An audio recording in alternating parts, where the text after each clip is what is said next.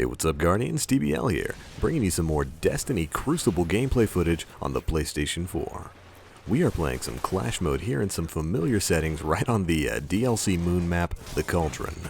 I know you guys have seen a lot of gameplays from me on this map, but that's because of all of the new DLC stages. This one is probably my favorite. You know, it's got some nice packed-in combat. There are a lot of hidden alleyways and whatnot, a lot of different paths you can take, so there's a lot of flanking opportunities. You know, just overall a good map in my opinion. But anyways, it is that wonderful time again. The Iron Banner is right around the corner, and we have got to get some training in. Ooh, as I burned that kid down, he was trying to make a slide dash towards me, and get me with that shotgun. Looked like 2 to the morgue, not quite sure. But anyways, Shadow Price said no to that. And of course, as you can see here, I am using that old guard 300 max attack legendary auto rifle, the Shadow Price. Oh, let me tell you about the Shadow Price. Now this is a gun you don't see all too often anymore in PvP or PvE. You know, it's a pre-DLC weapon, so it's only got about 300 attack when it's maxed out. But it is a fantastic performer in the Crucible, where basically all your weapons and armor are evened out. I mean, as you can just see there, look at the tracking and stability on this thing. And it's one of the few auto rifles that you can get nowadays that doesn't have complete garbage levels of impact.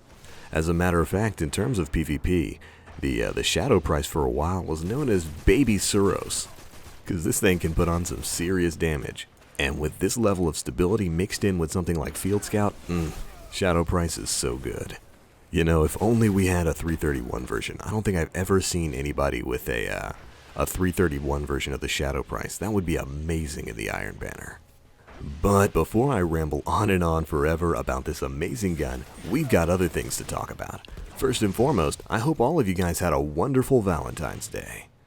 Of course, as you probably noticed, we didn't have any videos or live streams go up over the weekend, and that was mainly because I took this weekend, and Valentine's Day in particular, to spend some time with people I love. You know, I spent a lot of time with my brothers, my parents, and even had some family come in from out of town. Overall, it was a pretty good time, and that's basically what I spent my weekend doing.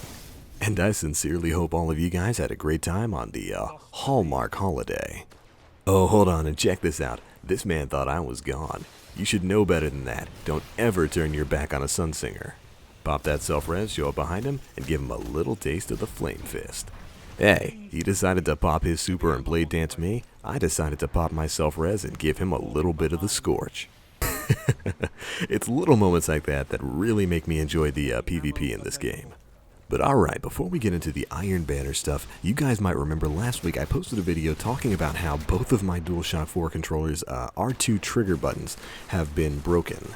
You know, they're both less than a year old, and the R2 triggers stick whenever you push them in. So if you're playing an FPS game and your R2 button is usually the fire button, it sticks when you press it in once, and you kind of have to apply a little bit of pressure to pop it back out. It is super frustrating. It makes playing most fast-paced FPS games like Call of Duty or even Destiny almost impossible. Well, I wound up actually getting that fixed. I did have to pop open the controller and wrestle around with the R2 trigger a little bit. You can find a little tiny metal spring that's kind of popped off. But once you take that out and put the controller back together, the R trigger works as intended. Which thankfully is why you guys are seeing this Destiny gameplay right here. I'm super happy to finally be able to reliably go back in and play. But still, I'm really salty about the fact that this happened to both of my DualShock 4 controllers in less than a year. Less than a year of play. And while the DualShock 4 is mostly fantastic, it seems Sony definitely took the cheap option when it came to the R2 triggers. But anyways, thankfully that's all wrapped up and fixed just in time for the next rolling out of the Iron Banner tournament. Oh yeah, that's right, it is that time again. The Iron Banner is set to start up again on Tuesday, February 17th. As part of the weekly reset, Lord Saladin will be returning to the tower, and you will have yet another chance to earn favor with the Iron Lords.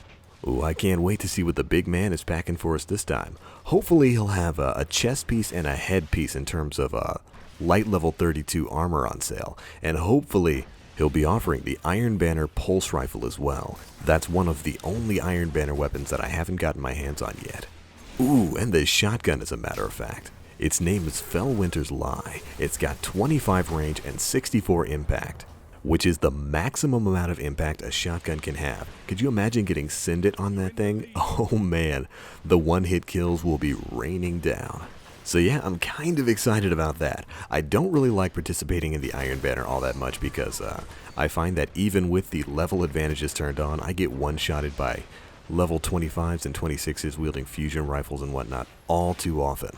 Oh, and there's the fact that the Iron Banner usually devolves into a three-way match between Suros Regime, Hawkmoon, and Thorn. So be prepared to see a lot of those weapons in the upcoming days. But if Lord Saladin's got the gear, then well, I have no choice but to participate. Either way, I'm looking forward to seeing what's going to happen tomorrow morning. Now how about you guys? Are there any Iron Banner weapons or armor pieces you'd like to see Lord Saladin selling? If so, let me know in the comment section below. Oh yeah, and I'm considering holding another Iron Banner live stream, so let me know how you guys feel about that. Who knows, maybe we can even do another sub run on our grind up to rank 5. Although, I'm not going to lie to you guys since I love you. It's going to be really hard for me to tear myself away from the glory that is Monster Hunter 4 Ultimate. Oh, and take a look here. Picked up that heavy ammo, and now I am rocking that exotic machine gun, the Thunderlord. These guys weren't ready for it. I pick up that triple kill, get that Machine Lord award, but then unfortunately get taken out by this Wayward Warlock's Nova Bomb. He cut that Thunderlord streak a little bit short, but you know what? I'm happy whenever I get to use that thing. The Thunderlord is an amazing machine gun. I am almost completely done leveling it up, and once I am, you guys can expect a weapon analysis video on this thing. I love the Thunderlord. It's got impact for days. But alright, that's pretty much going to wrap things up. We are coming up on the end of the match here.